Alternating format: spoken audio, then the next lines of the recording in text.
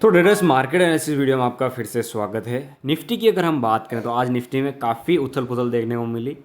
एक अच्छी रैली, एक गैप डाउन ओपनिंग के बाद एक अच्छी रैली मिली और लास्ट में 3 बजे एक काफ़ी शार्प सेल मूवमेंट आया था और इसके बाद मार्केट ने यहीं पर क्लोजिंग दी है तकरीबन कल के लो के आसपास। ठीक है, अब इससे पहले कि हम आगे बढ़ें, पहले हम कल के मार्केट को देखते हैं क्योंकि आज जो हुआ वो कल के मार्केट में छिपा हुआ है।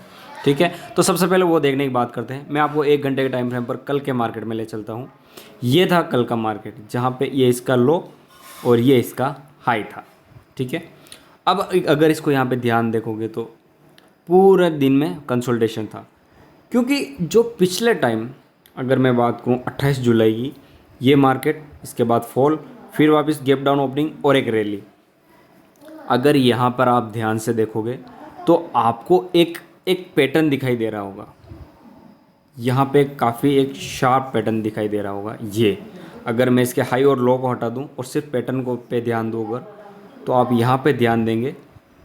यहाँ पे कंसोलिडेशन हुआ था पहले, फिर यहाँ से फॉल, फिर क्विक जो मूवमेंट था आप देख सकते हो, शार्प रिवर्सल और उसके बाद वापस कंसोलिडेशन। यहाँ पर दोनों ये शोल्डर बनाए हैं और ये हेड है। यहाँ पे आप देख सकते हो तो ये head and shoulder, inverted head and shoulder pattern बना, जहाँ पर अगर मैं इसको बताऊँ तो आप ये ले सकते हैं जहाँ से कि ये इसका लो और ये यहाँ से इसका जो ऊपरी जो रेजिस्टेंस था ये 285 पॉइंट की आप यहाँ पे क्लियरली देख सकते हैं। अगर यहाँ से मैं 285 पॉइंट ऊपर ही मार्क करूँ तो तकरीबन आप मान सकते हैं कि ये 25,175 का लेवल, ये इसका पहला टारगेट निकल के आता है।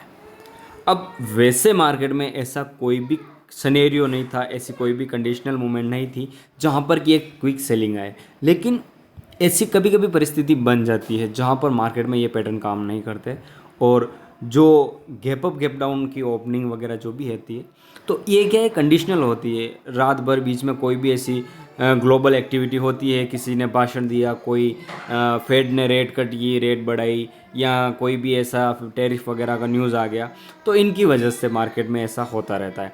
तो ये चीज़ें थोड़ी इफ़ेक्ट करती है मार्केट को, लेकिन ओवरऑल मार्केट का स्ट्रक्चर इनकी वजह से लंबे टाइम के लिए बिगड़ता नहीं है। ये सिर्फ 1 या 2 दिन के लिए कुछ ऐसी ही कंडीशनल होती है, उसके बाद वापस अपनी जो वास्तव में जो हमारे मार्केट में होता है, जो उसकी एक्चुअल वैल्यू होती है, वहाँ पे मार्केट वापस आ जाता है।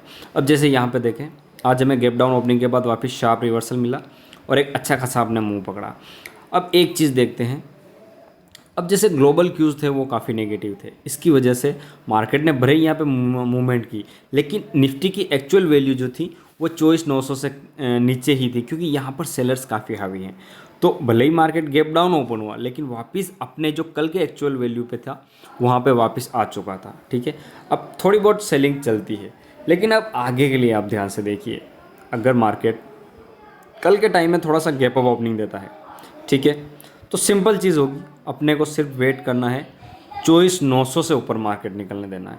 अगर 24,900 से ऊपर 15 मिनट की पहली कैंडल अगर क्लोज करती है तो हमारे पास एक अच्छा मौका होगा यहाँ पे एक रिटेस्ट पे एंट्री बनाने का, और मुझे लगता है मार्केट हमें 1 से 2 दिन में ये लेवल 25,175 के आसपास का जो लेवल है ये हमें शार्पली बिल्कुल अचीव कराएगा।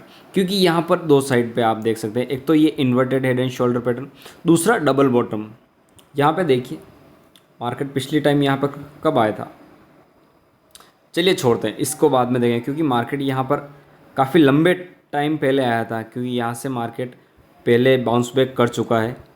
तो पहले इसने बॉटम बनाया, उसके बाद वापस इसने वापस बॉटम बनाया है, तो डबल बॉटम एक स्ट्रक्चर भी बना हुआ है यहाँ पे। अब अगर वापस मार्केट 24,600 से नीचे आता है तो ये फेल होगा और इसके बाद हमारा वापस एक डाउन ट्रेंड स्टार्ट हो सकता है, जहाँ पर अगर हम देखें तो मार्केट में जो बड़े लेवल से वो ओपन है, क्योंकि 24,150 तक मार्केट वहाँ से ज़्यादा मतलब बहुत जल्दी फॉल कर सकता है।